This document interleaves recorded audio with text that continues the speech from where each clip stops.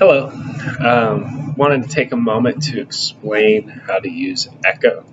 So again, Echo is our prayer tracker. We got this installed in section 5. Download the Echo prayer app. And I wanted to give you a quick walkthrough before you share your prayer requests with the team.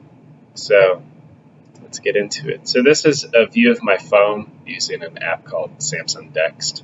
Basically, when you load the app, and I'm pretty sure it looks the same for iPhones as well, this is everything you'll see. So this is your personal prayer section. This won't be shared with anybody, so if we were to test this really fast, I could pray for my friend Johnny. I could add a picture of it if I wanted. So I can choose from a gallery. Let's say, take a picture of this castle. Now it'll have a picture on it. Say, he's going to Japan. What's neat about Echo is you can also add hashtags. So like hashtag missions,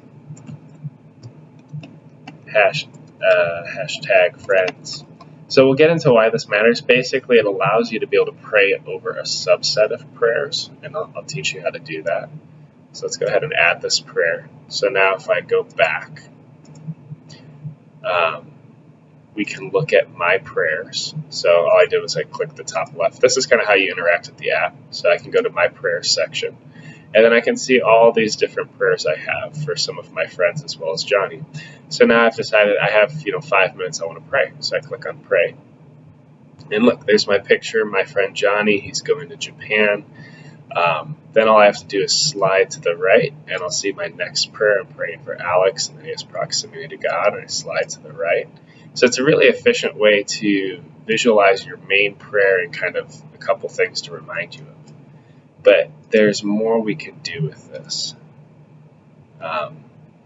So we have the power, we have the power of groups. So when you join the Beautiful Feet Project, you're going to send me your email, and then I can add you to a group. Now I have a lot of groups for different ministries, but the one we're going to be using is the Beautiful Feet Project 2020. We can see there's a lot of people in this group already. Some people are serving like an admin function, such as Brian Lusky from the Japan Initiative, so they're also covering us in prayer. And then we'll have a couple people that may audit this onboarding experience that will also have access to your prayers. So in here we see a lot of prayers that have already been posted to the group, so let's go into a few of them.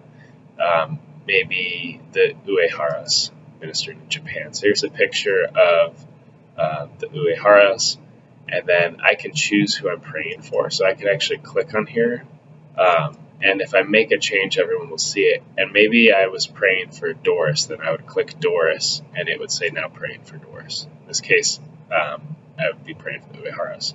So we can have a detailed description. She's going to be joining the team. She's bringing 3 children. Pray for wisdom, pray for hearts to be ready for the gospel, Iwate, in advance of her ministry. I have all these hashtags like Access Wisdom Kids Camp and who added it. But what's neat is I could then go on here and add a comment. So I can, comment that things are going great. Things are great. Blah, blah, blah. Right? So you can add more. So this allows us to say, hey, I'm praying for you. Hey, does this happen? Or have you tried this? Or here's a scripture for encouragement. All these things are going to be connected to one prayer, so you don't have these awkward text chains. Additionally, say that everything with this prayer is answered. All we have to do is click answered, and then everyone in the group will be notified that this is answered. Now, I'm not going to click that because we should still be covering her in prayer. But what you can do, if we go all the way back to this triple bar, you can actually see all of your answered prayers. So if we go by groups, back to, now none have been answered in that group, so if I go to a different group, the Rooted Cultivators, I can see that this prayer for my daughter's surgery was answered. I can see all the hashtags, I can see when it was answered, the date, as well as all the comments of people praying over her and asking questions. So this is just to help you see the value of the Echo Prayer app It's going to allow us to collaborate in a rich way concerning prayer. But there's even more, right? So in addition to the Beautiful Feet Project group and posting your prayers, and if you want to post a prayer to a group directly, you go to the group first, and then you add a prayer.